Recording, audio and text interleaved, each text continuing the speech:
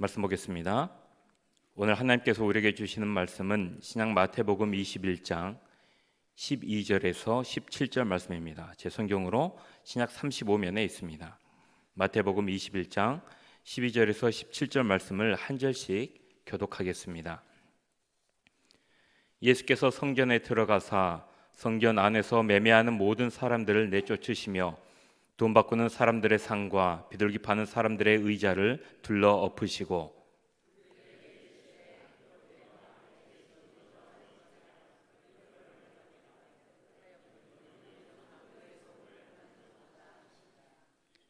맹인과 저는 자들이 성전에서 예수께 나아오매 고쳐주시니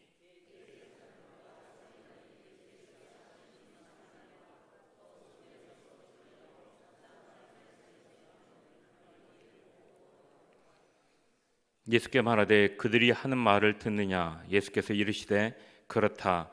어린아기와 젖먹이들의 입에서 나오는 찬미를 온전하게 하셨나이다 함을 너희가 읽어본 일이 없느냐 하시고 그들을 떠나 성 밖으로 베다니아에 가서 거기서 유하시니라.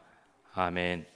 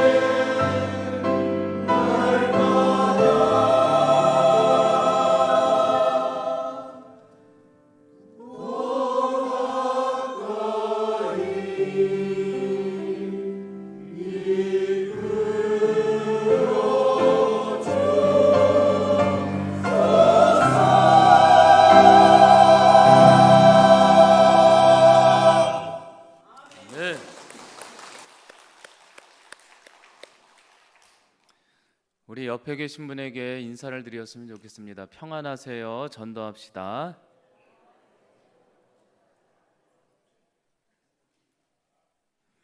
다음 주는 작정주일입니다. 11월 17일이 새생명 축제죠. 거기에 맞게 우리 전도 대상 가족들을 가슴에 품고 적어보는 여러분들이 되었으면 좋겠습니다. 혹이나 계속 노력은 하지만 모셔올 수는 없어도 마음이라도 한번 적어보시면 너무 좋겠습니다. 하나님께서 그 가운데 또 역사하심이 있으니까요. 그렇게 다음 주는 작정주일 기억하시기 바랍니다. 저녁에는 동성 클래식도 있습니다.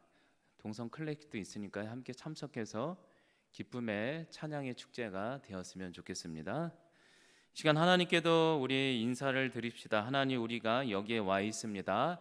저에게 찾아와 주세요. 준비 시작. 하나님, 우리가 여기에 와 있습니다. 저에게 찾아와 주세요. 아멘. 기도하겠습니다.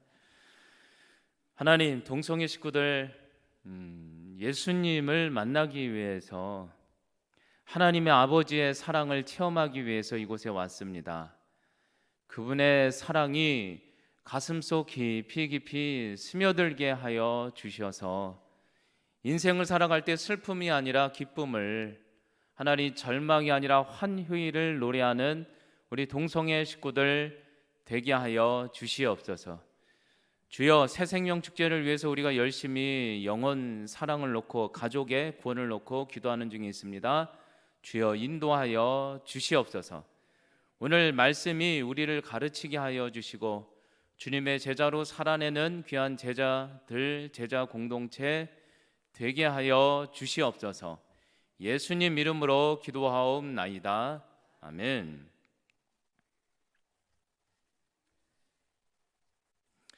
얼마 전 인터넷에 좋은 교회 순위를 검색해 보았습니다. 순위가 7위부터 역순으로 나와 있었는데요. 소개해드리면 7위는 주안장로교회, 6위는 사랑의 교회, 5위는 숭의교회, 4위는 광림교회, 3위 금난교회, 2위 은혜와 진리교회, 1위 여의도 순복음교회 순으로 소개하고 있었습니다.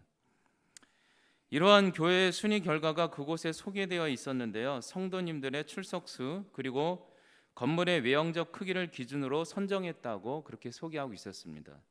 재밌었습니다. 그렇다면 그런 기준으로라면 우리 동성교회는 몇 등일까요? 1등. 예. 여러분, 그렇다면 한번 생각해 보시기 바랍니다. 위에서 소개한 교회를 부정적으로 보는 것은 아닙니다. 다들 좋은 교회죠. 하지만 그렇다고 이러한 기준들, 성전의 거대함, 출석 성도 수가 과연 참된 교회 예배의 기준이 될 수 있을까? 이런 생각은 꼭 필요하다고 여깁니다. 만약에 이러한 기준이 참된 교회, 참된 예배의 기준이 아니라면, 과연 그렇다면 진정한 교회 성전의 기준은 무엇이며 참된 예배, 예배자의 기준은 무엇이라고 생각하십니까? 여러분들은 어떻게 생각하십니까? 오늘 말씀을 보겠습니다. 오늘 말씀에서 예수님은 십자가를 지시기 위하여 드디어 나귀를 타고 예루살렘에 입성했습니다. 유월절 기간이기에 예수님은 예루살렘 성전에서 먼저 성전을 방문하시고 마침 그곳에는 이방인의 뜰 안에서 수많은 환전상과 양과 염소와 소 비둘기를 파는 상인들로 가득했습니다. 당시 성전에는요 구분져 있었는데 이방인의 뜰, 여인, 유대인, 제사장의 뜰이 따로 나뉘어져 있었어요. 그런데 문제는 주님이 이러한 성전, 특별히 이방인의 뜰에서의 진풍경을 보시고는 평상시 그렇게 온유했던 예수님께서 분노가 나셔서 갑작스럽게 환전상과 상인들의 상을 엎으시고 엄청나게 분노를 쏟아내는 장면을 우리는 보고 있습니다. 요한복음은 보다 자세히 소개하고 있어서요, 오늘 본문보다 요한복음 2장 15절의 말씀을 그대로 읽어드리겠습니다. 예수님께서 노끈으로 채찍을 만들어서 양이나 소를 다 성전에서 내어 쫓으시고 돈 바꾸는 사람들의 돈을 쏟으시며 상을 엎으시고, 예수님께서 노끈으로 채찍을 만들어서 휘두르고 또 보니까 오늘 말씀처럼 또 상을 얻고, 우리나라 70년대 보면 우리 부모님 무서운 상처럼 이제 나오는 거죠. 여러분, 그런데 한번 생각해 보면요, 당시 유대인 남성들은 성전 세금을 토큰으로, 현금을 토큰으로 바꾸어 필히 내어야 했습니다. 그래서 성전에서 토큰 환전상이 있는 것은 당연한 것이고요, 재물, 특히 비둘기 파는 상인이 있는 것은 당연한 것이었습니다. 당연한 것인데 왜 주님은 왜 이토록 격분 분노하셨을까요? 채찍까지 들고 상까지 엎으셨습니다. 평상시 온유하셨던 예수님께서. 저는 이 대목을 묵상하면서 저 개인적으로는 크게 위로가 된 적이 있습니다. 예수님도 상을 뒤엎은 적이 있으시네, 화를 내시네. 그렇다면 저도 과거에 분을 내었던 적도 있겠죠? 주님이 좀 봐주시겠네. 그렇게 생각할 수 있죠. 여러분, 그런데 이렇게 생각하면 될까요? 해석하면 될까요? 그렇게 해석하면 안 되겠죠. 주님이 분명한 이유가 있어서 분노하신 것은 아닐까. 여러분, 그렇다면 이렇게 평상시 온유하신 주님이 왜 이렇게 화를 쏟아내야 하셨을까? 성전의 모습을 보시고. 여러분, 그렇다면 왜 예수님은 이토록 이 환전상과 상인들을 보고 격분 분노하셨을까요? 오늘 마가복음 11장 11절을 먼저 읽어보도록 하겠습니다. 전날의 사건입니다. 이 성전 성화 사건 전날의 본문이에요.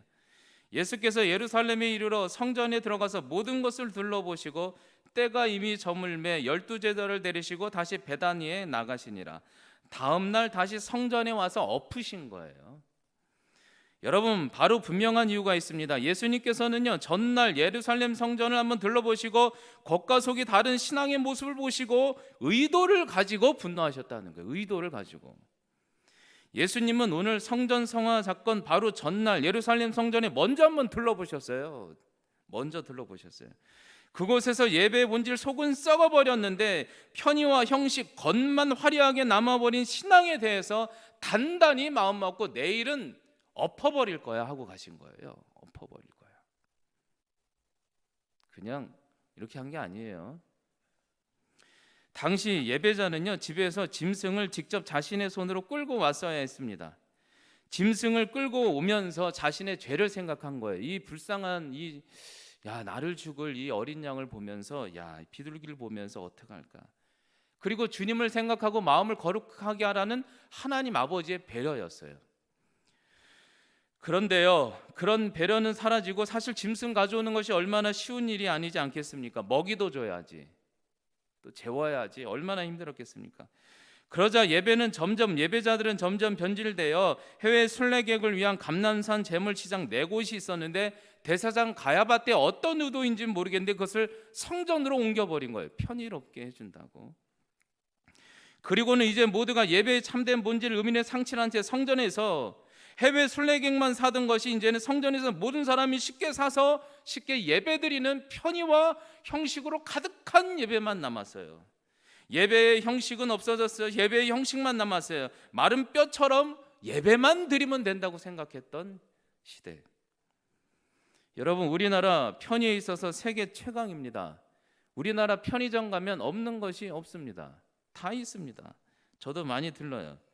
특별히 코로나 시국 때 미국에서는 사재기 열풍으로 엄청난 대란이 있었다는데 한국은 그런 적이 없었대요. 왜냐하면 우리나라에는 놀랍게도 우리나라의 민족성은 배달의 민족이기 때문에 세계 최고 편의. 여러분, 그런데요, 한번 생각해 볼 필요가 있습니다. 우리나라 교회는 어떨까요? 교회도 편의와 형식주의로 가득하지 않습니까? 예배의 본질이나 자신의 죄성에 대한 깊은 참여는 없이 겉으로만 좋은 서비스, 화려한 모습, 화려한 예배가 있는 곳으로 사람들은 듣기 좋은 곳으로 가려고 하지는 않는가? 여러분, 강남의 교회들을 가보셨습니까? 가장 큰 교회를 가봤습니다. 나쁘다고 평가하는 것은 아닌데 지하철에서 바로 올라갔는데 거대한 쇼핑몰입니다. 어마어마합니다. 정말 잘 됐습니다. 예배를 드리는데요, 드릴만해요. 맛이 나요. 지방에서는 청년들이 없는데 그곳에는요, 청년이 바글바글해요. 바글바글. 올라가면 바로 교회 본당에 바로 아래에 스타벅스가 있어요. 멋있어요, 교회가. 나쁘게 얘기하는 건 아닙니다. 그런데 본질, 여러분 우리는 생각해 볼 필요가 있습니다. 우리가 예배 드릴 때 겉모양, 편의, 형식이 중요할까? 아니면 예배의 진정한 의미와 본질 중심, 정성이 더 중요할까? 본질, 진실, 정성이 더 중요한 것은 아닌가? 그런데 오늘 예루살렘 성전의 예배자들은 예배의 본질, 목적은 잃어버리고 겉모양, 형식, 편의주의로만 가득했습니다. 그러니 주님이 너무 안타까웠죠. 그런데 우리의 예배자의 모습은 어떻습니까? 여러분, 그런데 결국 이렇게 겉과 속이 다른 신앙생활, 편의와 형식주의가 만연하자 이제는 요한복음 2장 16절에는 이렇게 소개하고 있어요. 비둘기 파는 사람들에게 이르시되 이것을 여기서 가져가라. 내 아버지 집으로 장사하는 집을 만들지 않았으면 좋겠다. 이제는 편의 형식의 도를 넘어 예배는 심각한 상업주의라는 질병에 찌들어서 예배는 이제 돈과 물질이 목적이 돼버렸다는 거예요. 그 당시 제사장과 상인들마저 상업적 부당 거래가 심각했습니다. 당시 이스라엘에는 10만 명 정도가 살았는데 6월달에는 100만 명 인파가 모였어요. 그래서요, 성전 안에서 상인들이 한 자리를 차지하면 떼돈을 벌 수 있는 거예요. 제사장과 상인들은 공생관계가 되었고 이제는 아예 제사장이 지정한 상인들의 재물만 멀리서 이렇게 만안경으로 보면서 상인들 산 것만 해가지고 도장을 찍어준 거예요. 집에서 가져오는 재물은 인정을 안 했어요. 인정을. 여러분, 이제는 예배의 의미와 목적은 사라지고 예배는 오직 돈 버는 수단이 되었어요. 끔찍한 거죠. 겉은 화려하지만 속은 썩어버린 사과처럼 예배의 본질과 모든 중심은 잃어버리고 형식이 넘어 이제는 물질, 비즈니스성 예배만 남은 것이 당시의 교회였습니다. 그러니 구원의 길은 닫히고 가정과 교회, 국가의 파멸의 길로 점점 접어드는 거죠. 여러분, 아나니아와 삽비라 이야기도 보십시오. 그들은 겉으로는 참된 예배자인 것처럼 속였지만 겉은 속일 수 있지만 속으로는 물질의 탐욕과 예배를 통해 자신의 의만을 드러내고자 했던 이들은 결국 타락의 길로 걸었다 얘기하고 있지 않습니까? 이 모든 교회의 타락과 겉과 속이 다른 신앙을 보시고 그 온유하신 주님은 매우 적극적으로 단호하게 타락해가는 교회를 향해 분노하시며 다시 돌이키라고 모든 것들을 뒤엎으시는 사랑의 예수님. 예수님의 분노 속에서는 의미가 있고 사랑이 담겨 있어요. 이렇게 가면 너도, 교회도, 가정도, 국가도 멸절의 길로 가는 거야. 여러분, 그렇다면 여기서 아주 중요한 핵심 질문입니다. 그렇다면 이렇게 예수님께서 겉과 속이 다른 신앙, 편의와 형식, 상업주의로 타락한 교회를 향해 이 모든 것을 엎으시면서 비로소 주님께서 하시고자 하는 말씀은 무엇이었을까? 그렇다면 이제 진정한 성전의 본질은 무엇인가? 예배의 본질은 무엇인가? 진정 예배자의 본질은 무엇인가? 오늘 주님은 13절에 아주 명확하게 얘기하고 있어요. 예배드리는 본질, 성전의 본질, 예배자의 본질은 오늘 말씀 21장 13절에 이렇게 얘기하고 있는 거예요. 제가 읽어드릴게요. 꼭 기억하셨으면 좋겠어요. 그들에게 이르시되 기록된 바 내 집 성전 예배자는 기도하는 집이라 일컬음을 받으리라 하였거늘 너희가 강도의 소굴로 만드는도라 하시니라. 여러분, 내 집과 성전과 예배는 만민이 기도하는 집이라고 아주 명확하게 얘기하고 있습니다. 여러분, 기억하시기 바랍니다. 우리가 성전에서 예배드리는 목적, 성전의 목적은 우리가 다른 이유가 있는 것이 아니라 만민이 기도하는 집, 바로 성전은 하나님의 임재가 본질이라는 것입니다. 우리가 예배드릴 때 왕 대신 예수 그리스도를 만나는 자리가 교회가 되어야 되고 예배가 되어야 된다는 것입니다. 여러분, 우리가 예배 드릴 때 우리는 날마다 우리가 우리의 왕자에서 우리가 왕이 되고자 해요. 근데 우리가 예배 드릴 때마다 그 왕자에서 내가 내려와서 왕 대신 예수님을 올려드리는 작업. 주님, 저는 부족합니다. 내가 세상에서 물질을 벌었어도, 세상에서 많이 배웠어도, 세상에서 과학과 의식을 공부했어도, 철학을 공부했어도, 법을 공부했어도 주여 심판자 하나님, 온전한 선하신 하나님은 예수 그리스도 하나님의 임재밖에 없습니다. 여러분, 예배는 바로 본질이 거기에 있다는 겁니다. 우리가 아무리 화려한 예배를 드리고 제물을 많이 바치고 해도 하나님의 임재와 예수 그리스도의 왕되심의 진정한 만남이 없으면 장사의 속을 광도의 소굴이 되며 그 나라와 민족과 교회는 파멸의 길로 걷는다 얘기하고 있는 거죠. 여러분 꼭 명심하셨으면 좋겠습니다. 우리가 예배 드릴 때 의식이 있어야 돼요. 하나님 아버지의 임재. 과연 내가 이번 주 산제사 예배를 드릴 때 나의 왕의 자리에 내가 있지는 않았나? 선하신 주님이 그곳에 올 수 있도록 그분을 모시는 자리. 여러분 성전에서 하나님의 임재, 예수 그리스도의 왕되심을 경험하는 것이 아니라면 광도의 소굴처럼 예배를 통해 죄와 욕망을 가릴 수 있다면 그 자체가 얼마나 끔찍한 일입니까? 강도의 소굴들은 당시 죄인들이 죄를 가렸던 장소입니다. 저와 여러분들이 예배를 드린다면서 이곳에 죄와 욕망을 그대로 가린다면 하나님께서 우리의 모습을 보시고 얼마나 역겨워하실까?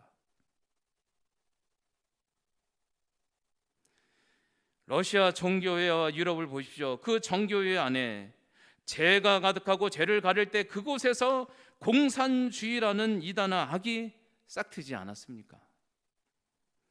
과거 미국도 어땠습니까? 미국도 흑인과 백인 교회가 따로 분리되어 있었다고 합니다. 유명한 이야기죠. 백인 교회는 매우 권위적이었고 위선적이었고 교만했다고 해요. 그들이 왕이었어요. 한 번은 어떤 흑인 성도님이 주일날 바쁜 일정이 있어서 흑인 교회에 가지 못하고 백인 교회에 한번 예배드리러 들어가려고 했다고 합니다. 하지만 그곳에 있던 백인 성도님들이 감히 흑인 주제에 어떻게 우리 함께 예배드리며 쫓아냈다는 거예요. 쫓겨난 흑인 성도님이 너무나도 마음이 아파서 계단에서 슬피 울며 하나님 앞에 기도했대요. 너무나도 안타깝다고 슬프다고. 그랬더니 누가 갑자기 그 흑인 성도님 뒤에 손을 얹더래요. 이렇게 손을 얹더래요. 그래서 누군가에서 딱 봤더니 예수님이 와 계신 거예요. 예수님한테 다 고자질했대요. 내가 이래 했더니 저 백인 성도님들이 날 쫓아냈다고 막 고자질했더니 예수님 뭐라고 했냐면 그 성도님을 향해서 괜찮아 아들아 안심해라. 나도 한 번도 이 교회에 들어가 본 적이 없다. 그런 거죠. 여러분 예수님이 우리 교회에 오시면 무엇을 물어보시겠습니까? 성도님 출석순을 물어보겠습니까? 건물 평수를 물어보겠습니까? 얼마나 화려한 예배와 서비스 프로그램을 물어보시겠습니까? 나쁘다는 게 아니에요. 우리 애가 하나님을 더 찾을 때 유익하지만 여러분 주님은 그런 것들을 확인하지 않을 거라고 저는 확신합니다. 우리에게 확인하는 건 진정 예배의 중심에 하나님의 임재를 경험하고 있니? 왕 대신 예수님을 경험하고 있니? 물어보지 않겠습니까? 여러분 기억하십시오. 우리가 예배드리는 이유, 이 성전에 있는 이유는 무엇입니까? 만민이 기도하는 집 하나님의 임재, 성령 하나님의 만남, 예수 그리스도의 왕 되심을 경험하는 이곳이 되시기 바랍니다. 다른 이유는 있을 수 없습니다. 다른 것은 들어가서는 안 됩니다. 그래서 드디어 예수님은 요한복음 2장 19절과 고린도전서 3장 16절 17절에 참된 예배자를 이렇게 소개하고 있어요. 예수께서 대답하여 이르시되 너희가 이 성전을 헐라 내가 사흘 동안 일으키리라. 16절 너희는 너희가 하나님의 성전인 것과 하나님의 성령이 너희 안에 계시는 것을 알지 못하느냐? 누구든지 하나님의 성전을 더럽히면 하나님이 그 사람을 멸하시리라. 하나님의 성전은 거룩하니 너희도 그러하니라. 예수님께서는 46년 동안 인간의 공로와 죄로 지은 성전을 단 3일 만에 십자가에 오르시고 다시 세우셨습니다. 성전이 십자가에서 그 십자가에 지실 때 성전이 휘장 위에서로부터 아래로 찢어졌다는 건 하나님이 찢으시고 성령 하나님이 드디어 우리 안에 들어오신 것입니다. 참된 예배 공동체, 교회 공동체는 큰 교회 화려한 시설, 감시기구가 중요한 것이 아니라 교회 구성원 모두가 자신이 거룩한 성전인 것을 알고 고백하는 곳이 진정한 교회의 예배자 공동체인 것을 기억하시기 바랍니다. 저는 20대 때 예수전단한 DTC에서 드린 아름다운 예배의 추억이 있습니다. 20년 전 한국교회와 성전 선교단체는 매우 순수했습니다. 거룩한 예배를 사모했고 주님의 임재와 왕되심만을 채우고자 했습니다. 한 번은 DTS에서 예배 드릴 때 하나님의 임재가 너무나도 가까워서 서로 불의한 재물을 했던 것, 이성의 문제, 삶의 거짓들을 회개했던 시간들이 막 쏟아져 나왔습니다. 채소 예배 드릴 때 죄를 숨길 수는 없었습니다. 저는 동성교회 예배 공동체가 그런 공동체가 되었으면 좋겠습니다. 우리가 교만을 섬기고 죄를 섬기기보다 다시 한번 내 왕의 자리에 주님을 모시고 우리의 죄를 숨기지 말고, 비록 죄를 지을 수 있는 죄인이지만 다시 한번 고백하며 돌이키는 이 자리가 되었으면 좋겠습니다. 여러분, 그래서 제가 예배에 앞서 늘 인사드리는 것이 있죠. 기억하십니까? 뭐라고 인사를 해요? 하나님, 우리가 여기에 있습니다. 우리에게 성령 하나님 찾아와 주세요. 여러분 안에 성령님이 있는 것을 믿으십니까? 예. 유년부 아이들한테 이렇게 물어보면 아주 목소리 크게 하거든요. 아멘 하면서. 근데 장년분들은 너무 삶이 힘들지 않습니까? 이해합니다. 여러분들 안에 성령 하나님이 오심을 믿습니다. 예배 드릴 때 주여 왕 되신 예수님 임재만을 경험하게 해주세요. 그래 예배가 의미가 있죠. 여러분, 이제 마지막으로 오늘의 말씀 21장 15절 16절을 읽어드리겠습니다. 대제사장과 서기관이 예수님께 하시는 이상한 일과 맹인들을 고치셨죠. 또 성전에서 소리질러 호산나 다윗의 자손이 하는 어린이들을 보고 노하여 예수께 말하되 그들이 하는 말을 듣느냐. 예수께서 이르시되 그렇다. 어른아이가 젖먹이들의 입에서 나오는 찬미에 온전하게 하려 하셨나이다 함을 너희가 읽어본 일이 없느냐 하시고, 예수님께서는 새로운 예배의 시대가 열렸음을 선포하고 계십니다. 이사야의 예언처럼 이제는 모든 백성과 열방, 심지어 자격이 안 되는 어린아이, 사마리아 여인이라 할지라도, 이방인이라 할지라도 신령과 진정으로 예배드리는 자, 예배 공동체, 그분의 임재만으로 사모하는 거룩한 성전, 참된 예배자에게 시대가 열렸음을 선포하고 계십니다. 믿으시기 바랍니다. 그렇게 예배드리는 여러분들이 되었으면 좋겠습니다. 마지막으로 부산 동래 중앙교회 청년부를 담당하고 있는 예람 50을 결성한 전영 목사님의 간증수기를 전하도록 하겠습니다. 정리하다 보니까 평상시보다 조금 길어졌는데 한번 들어보세요.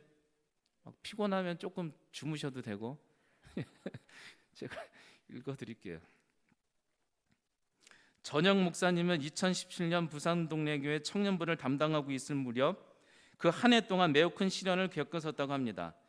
그것은 단 1년 만에 청년들이 갑작스럽게 서울로 대거 그 1년 동안 유학을 가거나 취업, 군입대를 동시에 10명 이상씩 하면서 100명이던 청년부는 1년 만에 단 40명까지 줄어들었다고 합니다.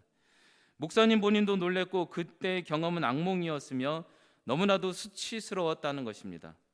지금 당시를 생각해보니 자신 목사님은 청년부의 인원수가 목회적 자랑이며 스펙처럼 여겼음을 스스로가 알게 되었고 하나님은 그것을 철저히 무너뜨리셨던 경험을 했다는 것입니다.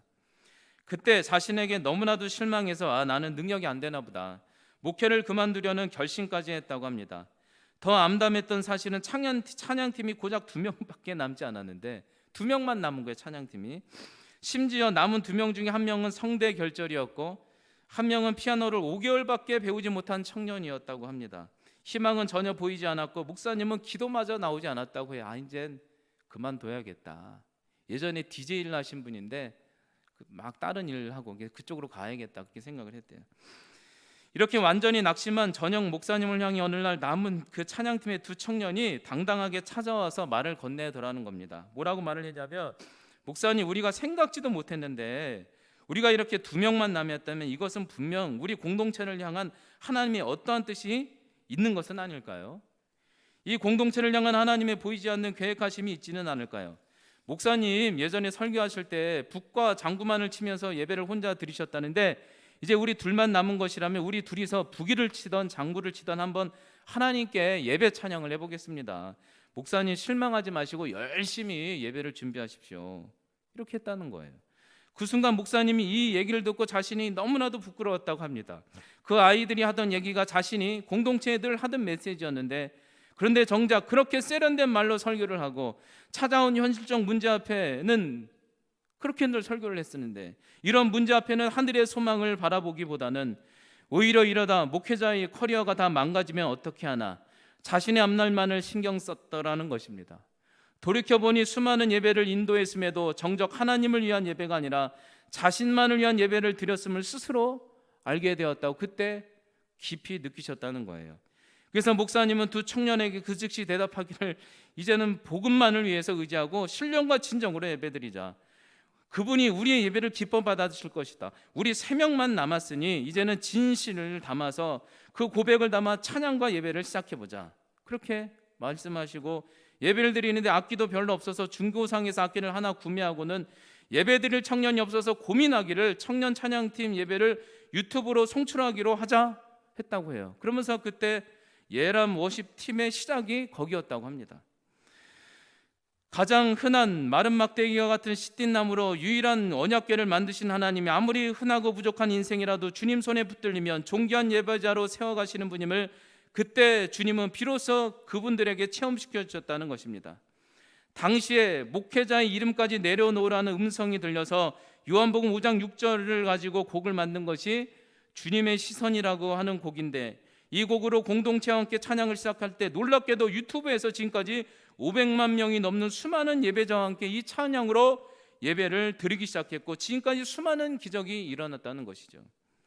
하지만 예람 찬양팀에게도 중간에 큰 시련이 있었는데, 처음 함께 그렇게 도전을 뒀던 청년들 중 한 명이 암 선고를 받게 됐는데, 나중엔 2명 다 암이 되었는데 목회자로서 너무 미안했다고 합니다. 나를 만나지 않았더라면 저 자매의 고통이 없었을 텐데, 심지어 목사님은 그 청년에게 진심으로 미안하다고 울며 전화를 했던 그날 그 자매가 오히려 목사님을 위로하기를 이렇게 얘기했다고 해요. 목사님 괜찮습니다. 하나님이 이미 위로하시려고 주은혜 아버지라는 곡을 먼저 주셨습니다. 그 자매는 그 찬양의 곡을 의지하며 열심히 치료를 받아 회복하여 함께 즐거움으로 지금도 사역하고 있다고 합니다. 돌아보면 모든 것이 기적이었고 놀라운 것은 당시 성대 결절이었던 그 청년은 지금은 전체 찬양 인도를 맡고 있는 박혜진 자매가 되었고, 당시 5개월밖에 피아노를 배우지 못했던 청년은 예람 워십의 모든 것을 편곡한 리더가 되었다고 합니다. 여러분, 그리고 그 전영 목사님 마지막으로 이렇게 고백하고 있습니다. 하나님께서는 순수한 고백을 받으십니다. 그 고백을 올려드리는 자녀의 예배를 기뻐 받으십니다. 여러분, 겉과 속이 다른 신앙, 편의와 형식, 상업주의로 찌들은 시대적 교회를 향해 주님은 새롭게 하시겠다고 분노하시고 상을 엎으신 적도 있습니다. 그리고 그분은 3일 만에 십자가 안에서 진정한 성전 살아계신 예배자를 세우겠다고 선포하셨습니다. 여러분, 이제 우리의 차례입니다. 여러분들은 참된 예배자입니까? 아니면 거짓된 예배자로 남으시길 바라십니까? 오직 왕 되신 예수님만을 내 왕의 자리에 올려놓아서 참된 예배자로 예배를 드리는 동성애 식구들이 되었으면 좋겠습니다. 기도하겠습니다. 하나님 아버지, 오늘은 우리가 참된 예배자 본질에 대해서 다시 한번 주님께서 말씀하시는 이 말씀을 들었습니다. 주여, 우리가 예배 드릴 때 하나님 다른 의식은 버리게 하여 주시옵소서. 일주일 동안 세상에서 내가 왕의 자리에 몰래 하나님 침범하여 들어갔습니까? 다시 한번 왕의 자리에 예수님이 왕 되심을, 하나님의 임재를 올려놓는 귀한 이 자리가 되게 하여 주시옵소서. 그리하여 하나님 내 영혼도 살고 내 삶도 살고 가정도 살고 심령도 살고 가족과 민족이 살아나는 예배의 은혜의 시작이 되게 하여 주시옵소서. 예수님의 이름으로 기도하옵나이다. 아멘.